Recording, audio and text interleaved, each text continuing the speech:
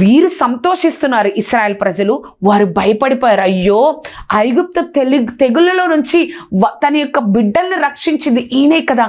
కానీ వాళ్ళు ధైర్యం తెచ్చుకొని మనము వారి మీదకి యుద్ధానికి వెళదాం. మందసం లేనప్పుడు 4,000 మంది చనిపోయారు. వాళ్ళే ప్రశ్నించుకొని వారే ప్రశ్నించుకొని మరలా దేవుని మందసాన్ని ఆ సన్నిధిలోనికి తీసుకొచ్చారు. ఇప్పుడు మరలా యుద్ధం జరుగుతుంది. ఇశ్రాయేల్ ప్రజలకు ఫిలిస్తీన్లకు మరలా యుద్ధం జరుగుతుంది.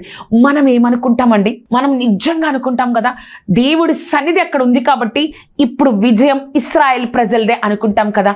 కానీ అక్కడ ఏం జరిగిందో తెలుసా? విజయం ఎవరిది అంటే ఫిలిస్తీన్లది. అంతేకాదు, ఇశ్రాయేల్ ప్రజలు మందసం లేనప్పుడు 4,000 మంది చనిపోయారు.